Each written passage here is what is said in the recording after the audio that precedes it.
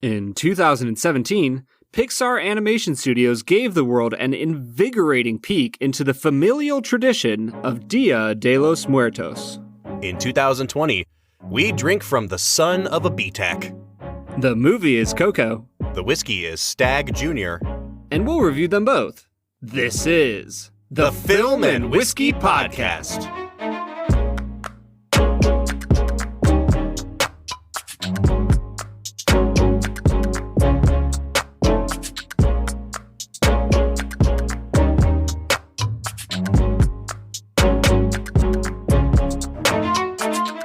Welcome to the Film and Whiskey Podcast, where each week we review a classic movie and a glass of whiskey.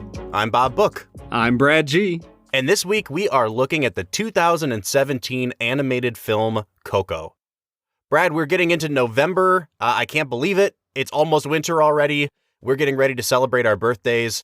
And today is the last day of the celebration of the Mexican festival Dia de los Muertos.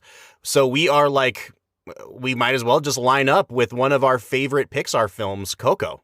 Yeah, Bob, this is a phenomenal movie. I'm really excited to get into it. The thing that just excites me most about Coco is the voice performances. Oh, absolutely. This is, I would say, Pixar's masterpiece when it comes to picking just the perfect people for all of the roles in this film. Yeah, Brad, I completely agree. And honestly, this is one of those films that doesn't feature a ton of A-list stars. You know, Pixar has really hung its hat on its ability to bring in well-known actors and use their voices in ways that are really transformative. You know, Tom Hanks as Woody, it's just an iconic performance. The most famous actors in this movie in terms of the voice performers are Gael Garcia Bernal, who is, you know, a moderately well-known actor in the United States, much more famous in Mexico.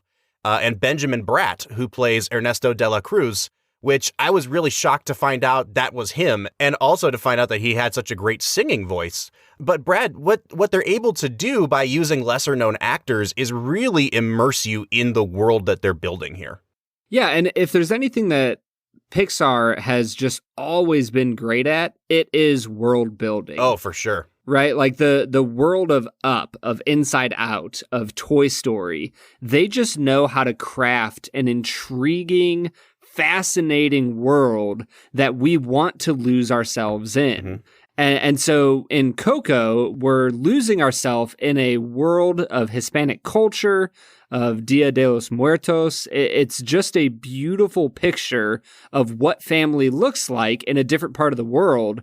And for me, I think the realness of the festival that they're celebrating, you know, in the real world makes the movie even better and even more entrancing. Yeah, it really grounds the film. And so when you get into some of the more, I don't want to call it fantastical elements, but some of the more supernatural elements, let's call it, it seems like an even more plausible world to be living in.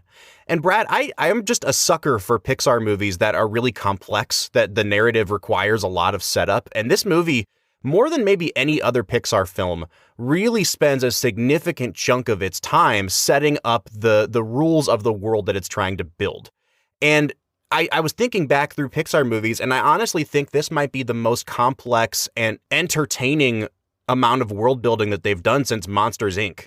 I watched Monsters, Inc. a few months ago, and the whole idea of the doors system, and at the end of the film where they're going in and out of all these doors that are housed in the gigantic Monsters, Inc. factory. It's brilliant. And this one, I think, maybe even one-ups it, because you're not just dealing with this idea of crossing from death to life and going to the land of the dead, but then once you get to the land of the dead, they are just layering rule after rule after rule of how that world operates. And it all pays off so beautifully. Like, there's not a wasted plot point or beat in the film. Bob, we've been flying through this episode so far, but it feels like we're missing something. I can't put my finger on it. Well, Brad, I think maybe what we're missing is a segue into America's favorite segment, which we call Brad Explains. The grandest segment of them all. Says you. This is where Brad breaks down the plot of the movie that he has just seen, often for the first time. I know for a fact that this was not Brad's first time seeing this film, because I can tell you all about Brad's first time seeing this film. I watched this movie with Brad when my wife and I and our one son at the time, we went to visit Brad's parents, and we all hung out at their house. And that evening I said, "Have you guys seen Coco yet?" and we all watched Coco. And you wept I cried, in front of my father. I cried in front of Brad's parents. This movie gets me every time, dude. I don't know about you, Brad, but this is one of those Pixar films, and it's a little bit different than the others. Like, I always get choked up at that scene in Toy Story 2 where Jessie gets abandoned. I always cry, like at the beginning of Up. I have a lot of these moments in Pixar films, but this one, I think, brings out the tears in a different way. It's a much happier, much deeper, much more emotionally resonant thing for me. And I don't mean to get us so off track with Brad Explains, but, Brad, having now seen this movie a couple times, do you find yourself getting more emotionally involved in it every time you watch it, or less so?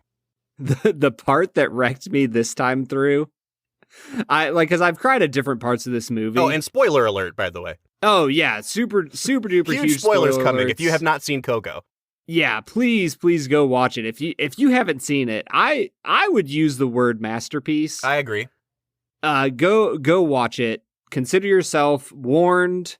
But the part that gets me, the part that got me this time through, is when Hector goes to go across the bridge and he walks up to the scanner and he kind of smiles like cautiously, and the guard looks at him kind of like, are we doing this again?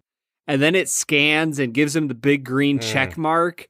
I about lost it. Every part of that like the whole last sequence, right, where Miguel plays the song for Mama Coco, and then into the final song, which has that beautiful guitar intro, and that's when you see Hector's able to come over the bridge, and he's reunited with Coco, and you see, I'm gonna start crying now, Brad, but like you see him pick her up and spin her around, and she can walk again. It's such a beautiful, beautiful film.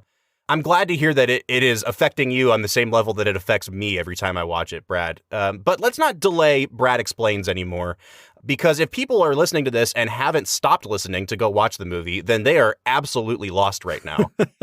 So can you please walk us through the plot of the movie Coco?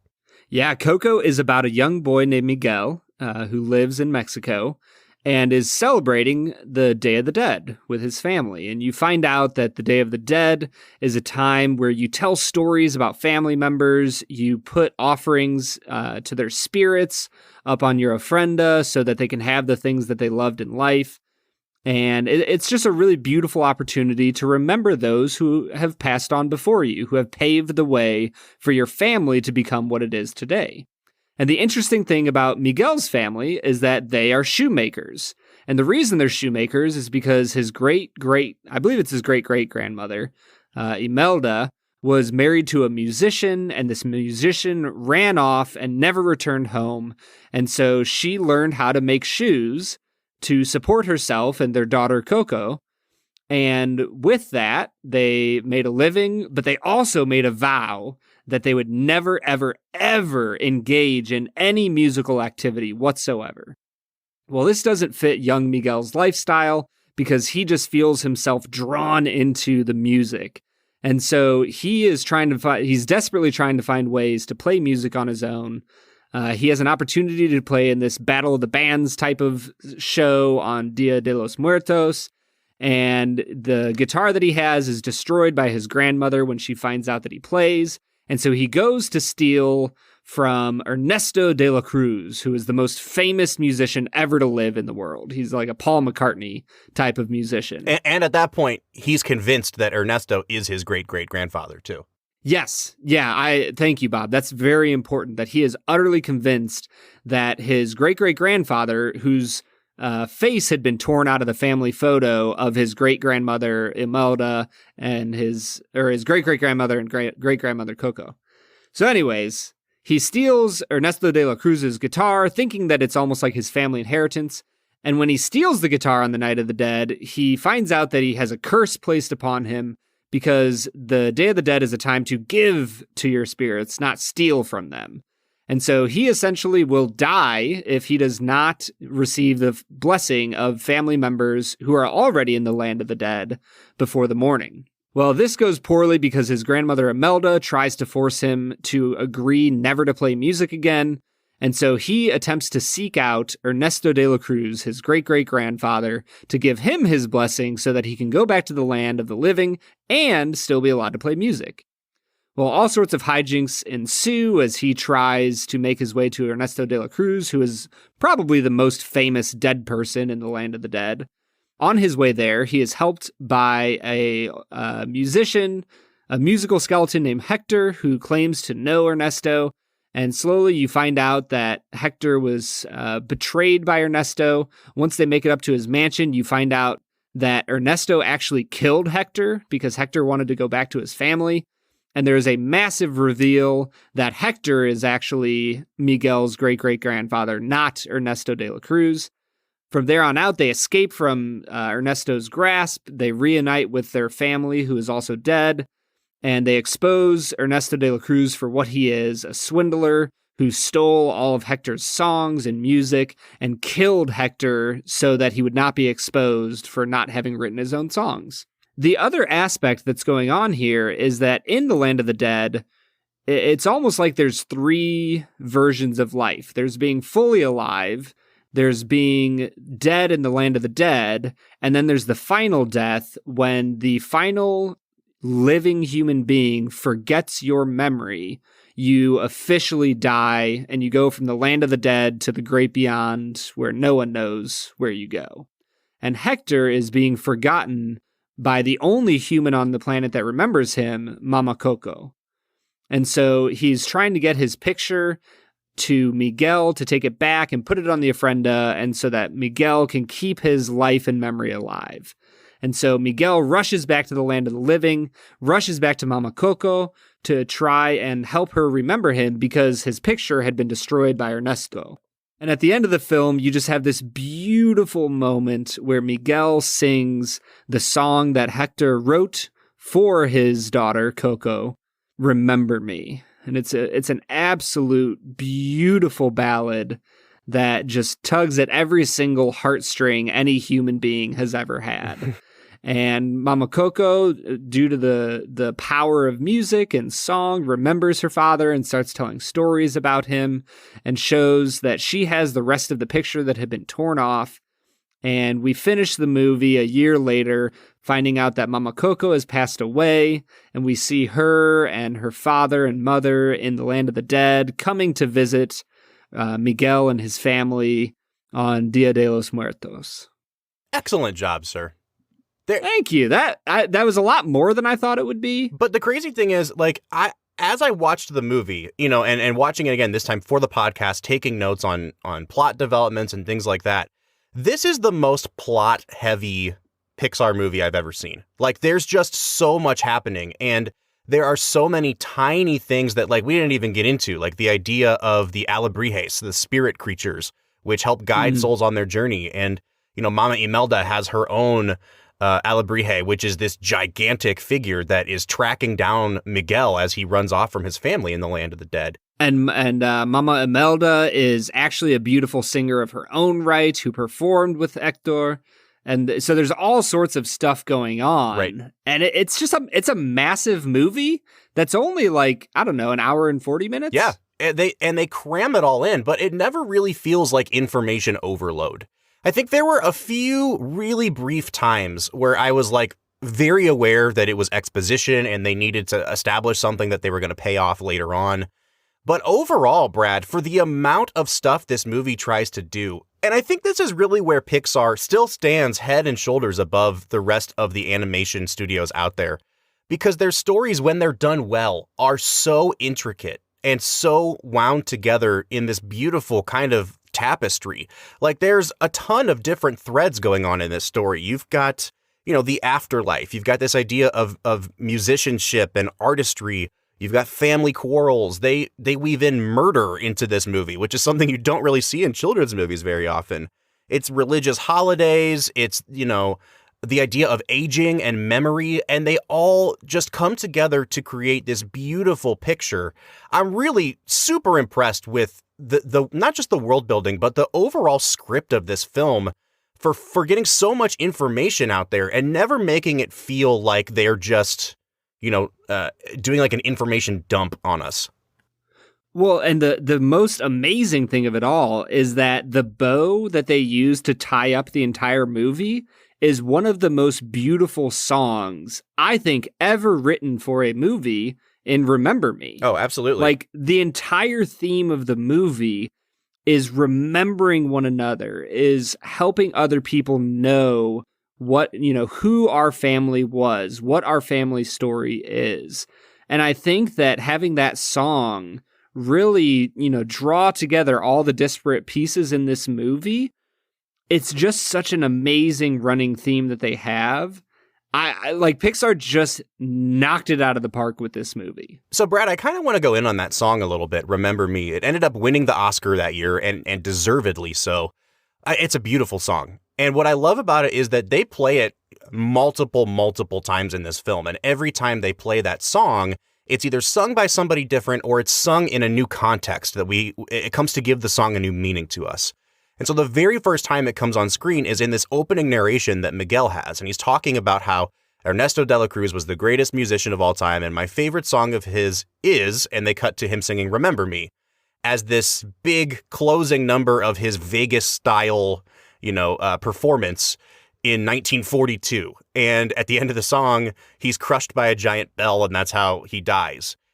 And it's a nice, peppy song. But, what we come to understand is that A, he never wrote the song, and B, he completely changed the meaning of the song. It goes from being a ballad to being like this upbeat, peppy closing number. And when De La Cruz sings it, I think it has the meaning, that he wants to convey, which is, I want my public to remember me. I want to be remembered as this famous person. And you that pays off later in the movie when you see all the different things that people in the land of the living continue to leave him on their ofrendas.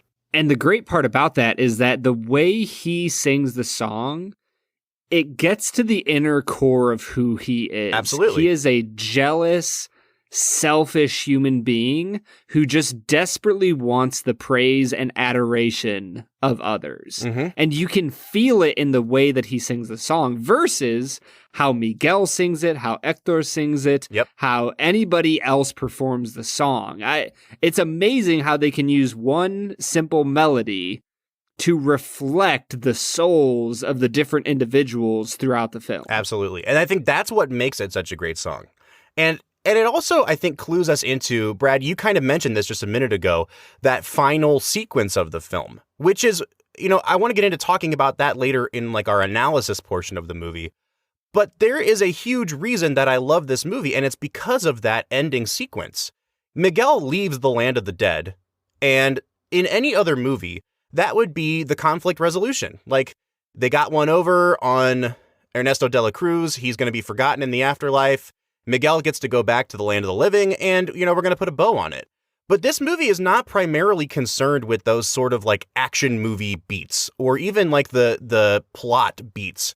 Because there's a certain point in this movie where I feel like it stops being plot, and it starts being more theme. And the difference between those two things is that it's not so much about what the characters are doing anymore as it becomes what the heart of the movie is about. And I think to dedicate the last 10 minutes of the movie or so to what happens after Miguel gets back to the land of the living really clues you into what the heart of this movie is. Like, yes, he has to try to get Hector's picture back on the ofrenda, but the way they do that is through this incredibly tender moment where he sings to Mama Coco and she starts to remember. And you see this person who is, in advanced stages of dementia, essentially, kind of come back to life again.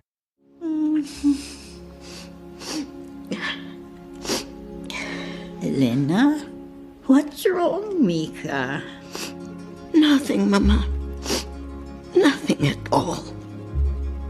My papa used to sing me that song. He loved you, Mama Coco. Your papa loved you so much. And it's this tender, beautiful moment between family members. And then the way they close out the movie is to show how this family has been transformed, by the remembrance of what's come before them. And I think it hints at a lot of things that most Disney movies don't do, Brad. And I'll get into that later.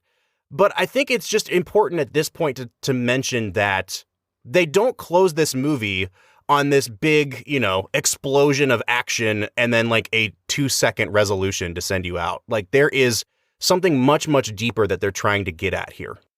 I think the reason it's deeper and more nuanced than most Disney films is because Disney is a garbage company. I would argue that it's more nuanced and more beautiful, though, than even most of the Pixar movies. When you look at the theme of what they're going for, I think, you know what, let's just get into it now. Like, why delay it? Yeah. Brad, when we were in undergrad, we spent a good portion of some of our early intro Bible classes talking about the ancient Near East and the sort of customs and the beliefs of people in Israel and Palestine at that time. And one thing that I remember very vividly learning was this thing that was called the dyadic personality. And it was this understanding that in addition to your own individual wants and needs, each member of the community also had a part of their, what they would call their personality, that was attached to a greater whole, that you understood yourself not just as a self, but as a part of a community. And so in a lot of instances, you would be subservient to the needs of the community. You would set your own desires and wants aside to fulfill your obligations to the community.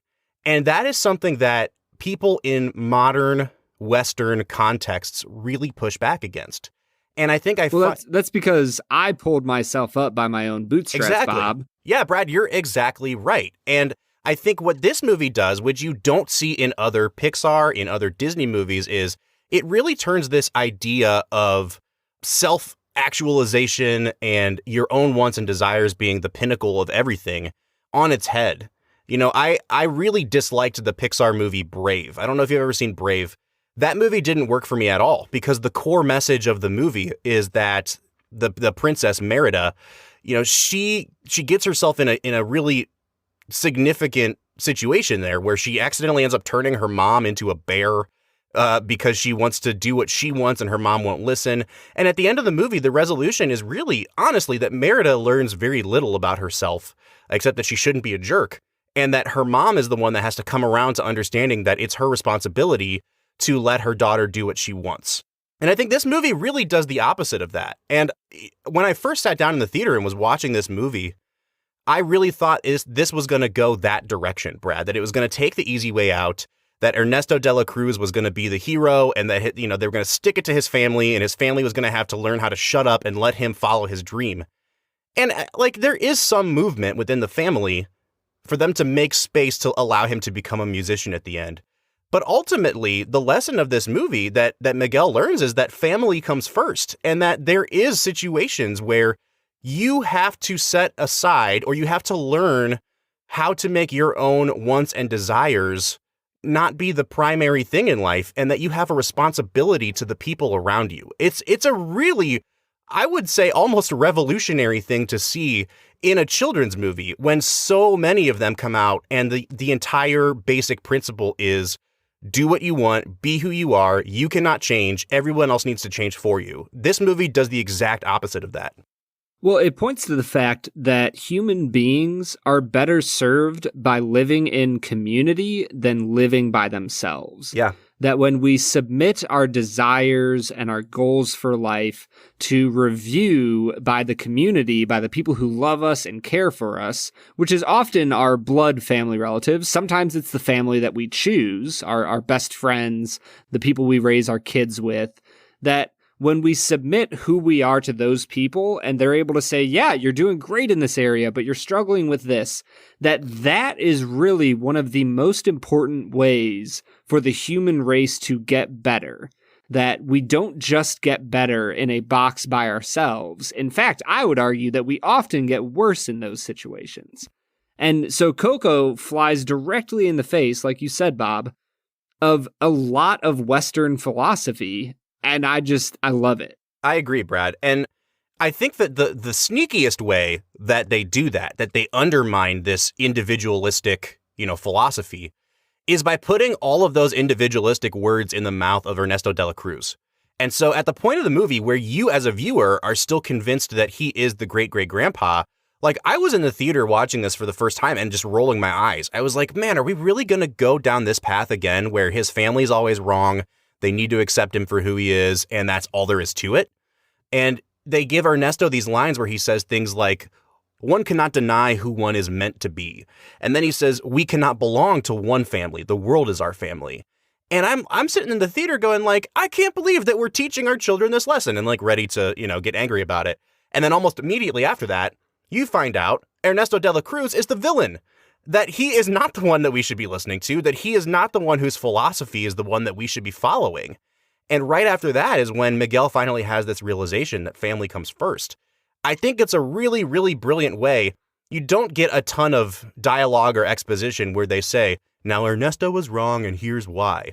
Ernesto's wrong because we find out that he is a hypocrite and a murderer. And therefore, like everything that he, says and espouses is also the incorrect way of approaching life. And I thought it was just a really brilliant touch. But Brad, I have to ask you, before we go to our break here, did the twist work for you? And not just like, on a plot level or whatever, but like, did you see it coming or was it a surprise the first time you saw the movie? The first time I saw it, it definitely was a surprise. I think that Pixar does a great job of giving muted, small indicators like, hey, Ernesto's kind of shady. And you get them in some of his statements that he makes on these television recorded specials. You get them a few times when Miguel first meets Ernesto and the way he shows Miguel off to his friends. Like, you can tell that this guy is just a little bit selfish.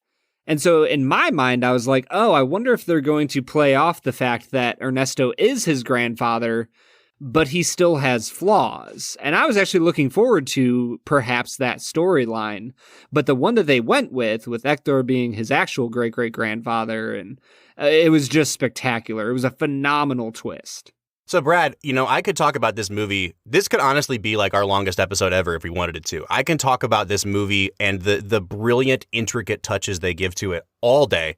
But we need to get to drinking our whiskey for the day. So what do you say we hit pause here and try this Stagg Jr.?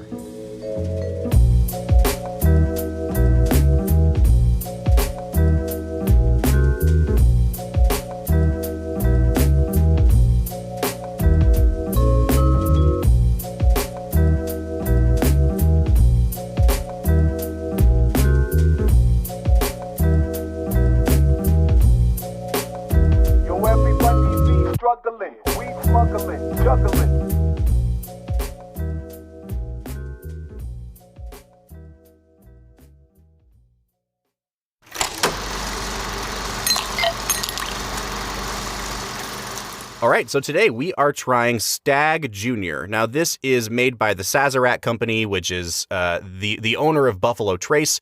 It's basically made at the Buffalo Trace distillery using their mash bill number 1, which is their low rye mash bill. This was introduced back in 2013 as kind of the little brother to George T. Stagg, which is a member of their BTAC, their antique collection that they release every year. But at the same time, it was intended to be kind of a lower cost alternative, but not to lose any of that punch or power that you would get with the George T. Stagg in the BTAC collection. This is batch number 12 of Stagg Jr.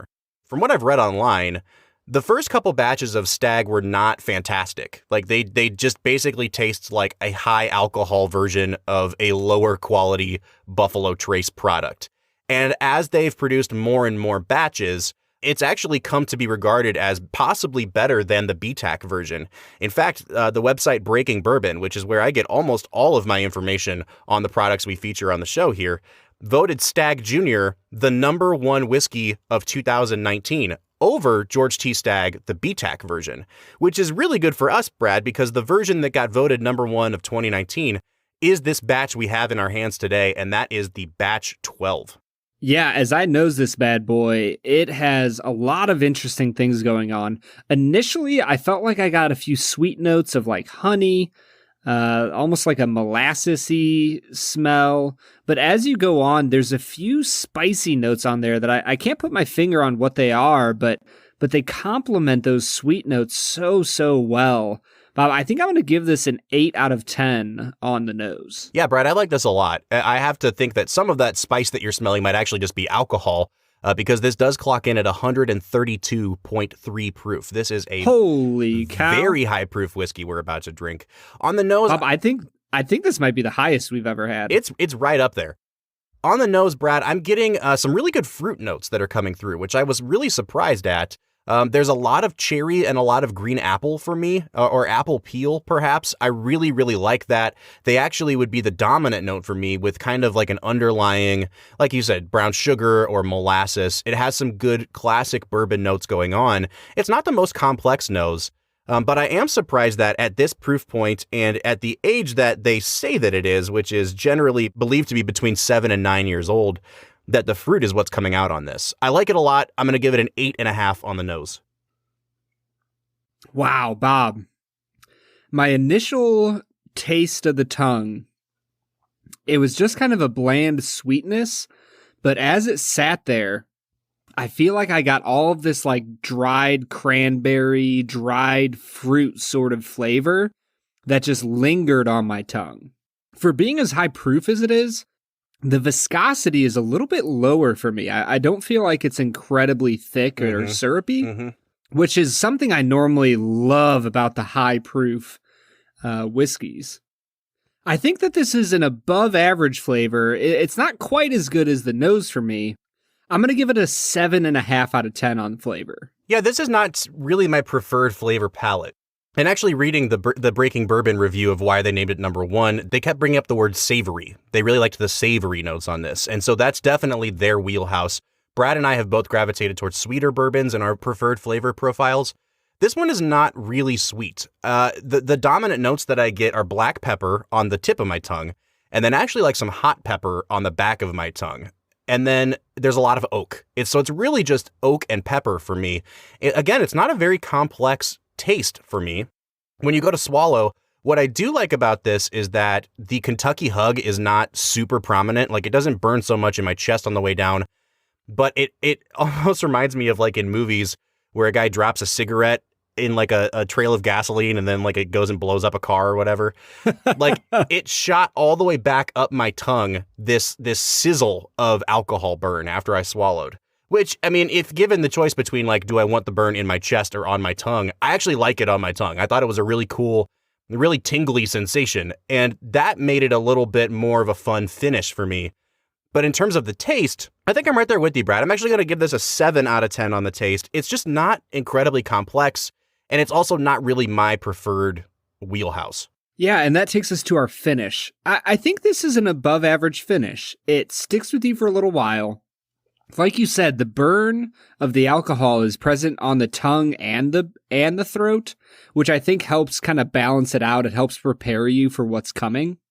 The notes that linger for me on my palate and on the finish are really nice molasses, fruit kind of notes, and I'm really enjoying those a lot. But overall, it's an above average finish. I'm going to stick it at 7.5 for the finish. I do think that as we let this breathe a little more, it's definitely opening up. And, you know, I keep looking for these savory notes on the nose, and I actually just started to get them. The fruit is kind of transforming in the glass over the last couple of minutes into more of an orangey fruit scent for me. And then I do get this very distinct, savory, almost meaty kind of quality to it as well. It reminds me a lot of like a bone broth or something. It's not there on the flavor as much. When I go to swallow, I think some baking spices are starting to come out a little bit. I get some nutmeg and some clove on this, which is really nice. So maybe, Brad, we just hadn't let it kind of open up for long enough before we started sipping it. But I think that the more that I drink this, the more I'm enjoying it. And I'm not going to go back and retroactively change my taste score, but I think I will kind of reflect that in the finish a little bit. It's not a super long-lasting finish. It is really enjoyable for me. I'm going to go ahead and give it a 7.5 on the finish. And our overall balance score, I think that this is a complex whiskey that maneuvers you through the different layers of this experience with a lot of skill. I think that this is a well-balanced whiskey. It's not going to run you out of the house with its nose or its taste or its finish. I'm going to give it an 8 out of 10 on balance. Brad, I'm actually enjoying this the more and more I drink it. I find that it's opening up quite a bit. I'm finally starting to get some of those caramel notes on it. I gave it a little bit of that, you know, what bourbon drinkers call the Kentucky chew, where you literally like chew on it in your mouth and make some gross and obscene sounds as you do it. But I find that it's standing up really well to repeated tastings here. Overall, I don't think that I would agree with you that it's a really complex whiskey. But it is ticking kind of all of my boxes the more that I go along with this. I think it's very, very well balanced. I don't think that anything stood out above or below the rest. And I think I'm going to kind of retroactively, again, reflect how much more I'm enjoying it now. I'm going to round this up to a 9 on overall balance. Man, yeah, I think that's going to start separating our scores a little bit. Our final category, and in certain ways, probably one of the most important categories, is value. I'm looking at this from the state of Ohio, and in the state of Ohio, you can get a bottle of this for $46.78. With the caveat, though, Brad, that I know for a fact that Stagg Jr., it's not, I don't think it's a lottery bottle in Ohio, but it's so highly allocated that it's almost like Blanton's, where like a store gets it and then there's immediately a line outside. It does not stay on shelves. I would say that even in a place like Ohio, where we've set MSRP at $47-ish, you're not going to get this bottle for $47. Like, you're going to have to go secondary market on it. On Breaking Bourbon's website, they list MSRP as $60. I think that's even too low. And because batch 12 has become such a sought after batch, due to winning so many awards, I was just Googling this particular batch to see where we could buy it online, and it's selling for $199 before shipping. So, holy cow. Yeah, secondary prices on this, like all Buffalo Trace products, go way, way up. I would say definitively this is not a $199 bourbon for me. However, if we're going to go, I guess, Brad, where should we set the bar for us to evaluate this? Do we set it at 46, knowing that A, we would be getting a different batch if we went out and bought it today, and B, you're never going to find it? Do we set it at the $60 that Breaking Bourbon suggested? Like, where do you want to put the point for us to evaluate on this? I would guess that if you were able to get it at your local liquor store, you'd probably be spending anywhere from $60 to $100. That, like, anywhere across the country, it seems like it would be in that range. So let's just go ahead and call it like an $80 to $90 range. Yeah, I would say 80 would be splitting the difference pretty well. And I think that's also exactly where we pinpointed for Blanton's. So let's just compare this basically apples to Blanton's, I guess. I think this is a significantly better bourbon than Blanton's Single Barrel. I would choose this any day over Blanton's. Would I pay $80 for this? I'm not sure. It's barrel proof. I mean, it's 132 proof. It knocks your socks off. This is a special occasion kind of bourbon for sure.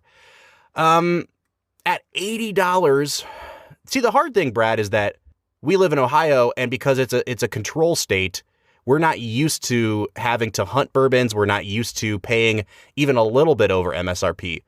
But I feel like in certain parts of the country, $80 would be a steal for this. So I'm trying to think of it objectively. I guess at 80, I'm going to give it a 7 out of 10 on value. I still think it's worthwhile. And knowing that you can't get it for under $200 anymore, like that's definitely a bargain. But it's hard for us in Ohio to kind of put ourselves in the shoes of somebody in, I don't know, Texas or Louisiana or wherever else, where you'd really have to go try to find a retailer who's not marking this up dramatically. Bob, I'm going to give you the right answer and tell you that this is a 5 out of 10 on value. I think that the difficulty it takes to get this whiskey adds to my fact that this is a low value. It's a fine whiskey. I think it's definitely even beyond above average. It's a solid whiskey, but the fact that you can't find it anywhere, that if you're going to buy it on the secondary market, it's going to be $100 to $200. That's way too much going on for me. If you were able to get it for $50-$60, sure, go buy it. It's interesting and fun. It's a solid, high-proof whiskey. But anywhere at $80 or more, I would not recommend this whiskey. Yeah, Brad, I think that's a fair kind of criteria to use. Like, I don't know if I would use that same criteria just because it is so expensive in so much of the country, but I understand where you're coming from. And that's actually bringing my score out to a 39 out of 50. Brad, where are you falling on this one? Just a little under you, Bob. I'm at a 36 out of 50. All right, so that actually brings our total out to a 75 out of 100 or a 37.5 out of 50. I think that's really fair. I think this is definitely an above average whiskey. It's coming out in the top quarter of, our rubric here, and I think that's a good place for it. I don't know if I would call this the best whiskey of the year of 2019. Obviously, those people drank a lot more whiskeys than we did, but I think we both can agree it's not necessarily in our preferred flavor profile, even though it is kind of starting to open up and get better as we drink it. Most importantly, though, Coco, from the very moment it starts, is a beautiful movie that opens up perfectly. So, Bob, let's get back into talking about Pixar's 2017 film, Coco. Let's get to it, Brad.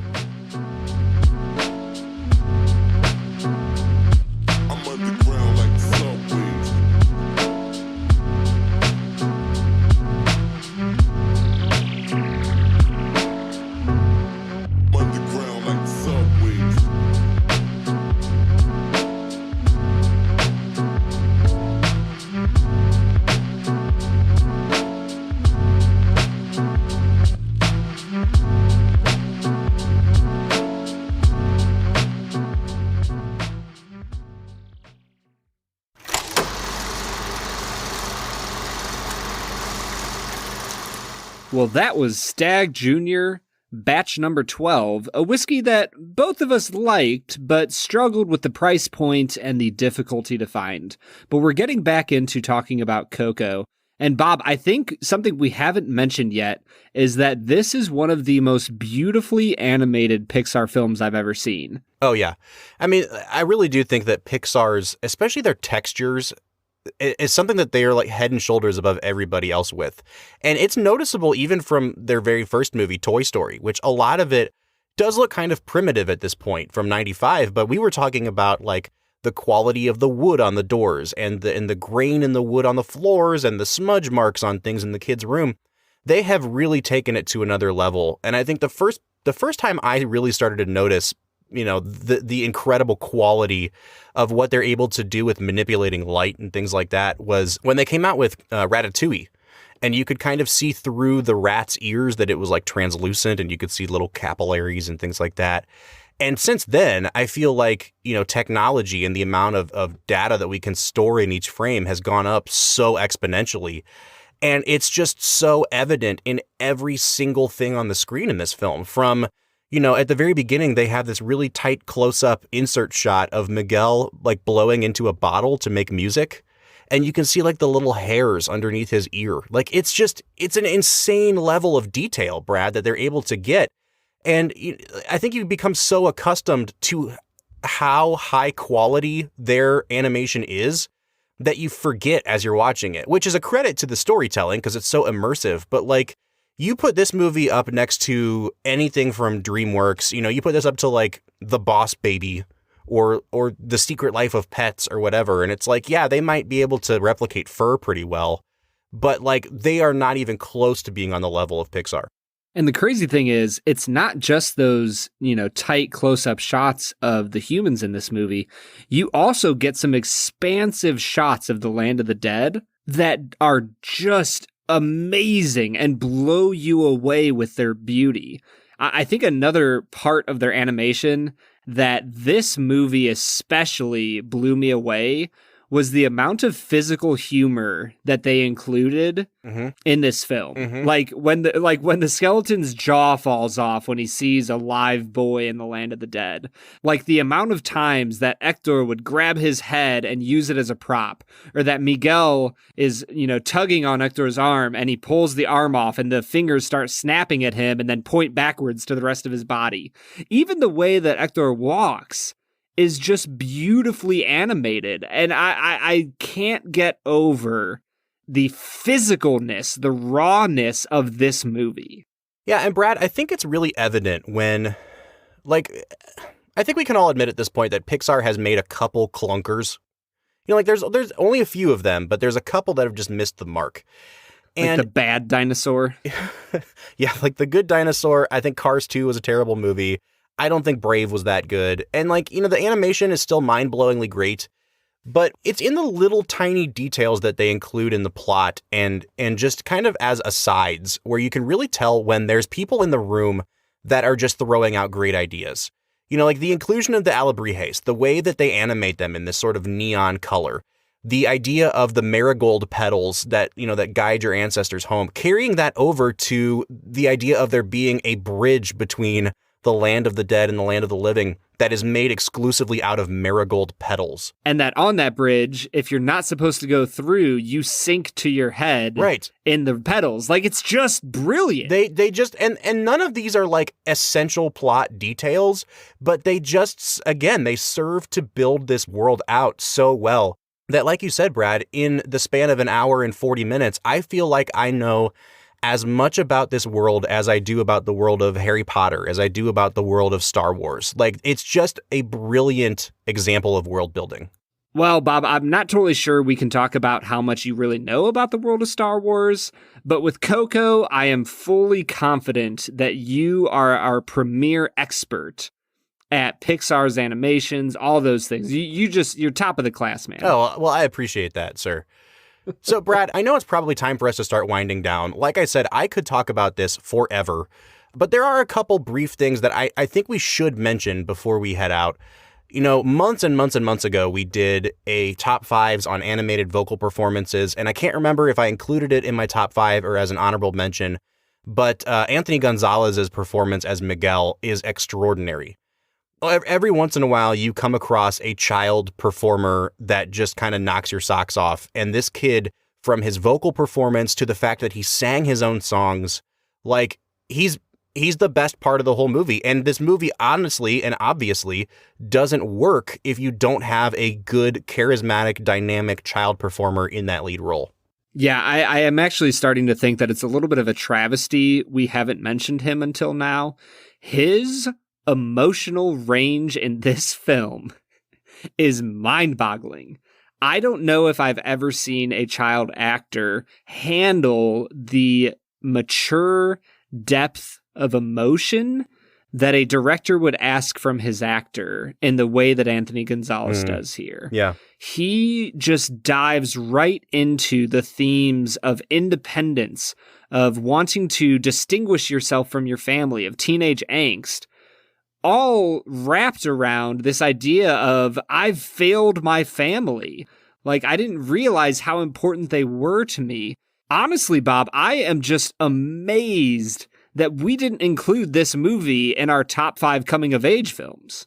Oh, that's actually a great point, Brad. Yeah, and it is. It's a fantastic coming-of-age film, especially from the definition that, you and I put forth. I think it's a perfect example. And again, it gets me back to that point of this movie being about much, much more than just Miguel's own wants and desires and setting up all the adults around him as people who need to learn their lesson. You actually mentioned this in one of our most recent episodes. Actually, it was in our question and answer episode, Brad. You talked about how you're really just over this idea in E.T. and in other 80s films that adults are just people that need to learn their lesson and they're people that, oppose what our heroes want to do. This movie really does turn that on its head, and I think it's for the better, because what we end up with is a much, much more emotionally resonant movie that talks about issues of aging and memory. You've got a household of people that are intergenerational. You've got 3-4 generations under one roof. I think this movie has a lot to teach us, especially, people who are consumed in this individualistic Western mindset in America. I think this is a really refreshing kind of reset to that. And I think that's why I love this movie so much. And honestly, Bob, it's the reason I'm going to give it a 10 out of 10. Yeah. This movie might be the easiest movie to rate that we've ever done on the podcast. There's other movies like Vertigo where I recognize that it's a 10 out of 10, but I'm like, man, it's a tough movie to watch, and it's beautiful and amazing, and Hitchcock does so many things. But this is a movie where it's just a no-brainer for me. I can't think of giving it anything less than that score. Yeah, Brad, I'm going to join you in a 10 out of 10. And, we don't have time for it today, but one of these times on one of our question and answer episodes, I will tell the story of my first time seeing Coco, which is actually a really hilarious story that features me in a theater full of children by myself. So I was going to say, Bob, I don't know if we can get out of this episode without hearing that story. No. We'll put it off to another time. But what I'll say is this. I have seen this movie probably 40 times. And that's not an exaggeration, because for a time it became my son's favorite film. And when you have a 2 or 3 year old kid and they want to watch a movie, you watch it every single day. And I thank God every day that the movie that he latched onto was Coco and not Frozen. But even with 40 plus viewings of this movie under my belt now, it still holds up. I think that I've finally started to kind of see some cracks. I have some really nitpicky plot related questions about, how do they get a physical object back and forth from the land of the dead to the land of the living? But like none of that matters. And everything that needs to be answered in this movie is absolutely answered in this movie. I'm going to give it a 10 out of 10, Brad. There's so much more we could talk about. We could talk about the music, the additional songs that aren't Remember Me, which are all great. I could spend hours and hours going on about how much this movie means to me. But what I will say is this movie didn't make as much money as a lot of Pixar movies. They actually attached a really ridiculously dumb short film to the front of it, which was an episode of TV based around the movie Frozen. That was a half hour long. And there was like wide reports that people walked out of this movie and never actually got to see it. I think that there is something, there's probably something there of the fact that this is not a movie about cute animals. It's a movie about another culture. It just never has seemed to get a foothold to the extent of movies like Monsters, Inc., Finding Nemo, Toy Story. But I absolutely would rank it right there with Pixar's best movie, if not my favorite Pixar movie of all time. It's a 10 out of 10 for me. Yeah, I think you could make a very easy argument that this could be Pixar's best movie, if not one of the greatest animated films of all time. Yeah. Brad, I'm so happy that you enjoy this movie to the extent that I do. And honestly, I want to gauge Film and Whiskey Nation on this. Have you seen Coco? If not, why haven't you seen it? Like, go watch it right now. It is a near perfect movie, if not a perfect movie. I cannot recommend it highly enough. And if you want to get in contact with us about Coco, you can find us on social media on Twitter, Facebook, or Instagram. Or if you want to have your voice be heard on the podcast itself, you can leave us a voicemail in one of two ways. First, you could give us a call at 216-800-5923. Once again, that number is 216-800-5923. Or you can leave a voicemail on our Anchor website, which is anchor.fm/filmwhiskey. Next week, we will be back talking about the Coen brothers' 2007 Best Picture winning film, No Country for Old Men. Until then, I'm Bob Book. I'm Brad G. And we'll see you next time.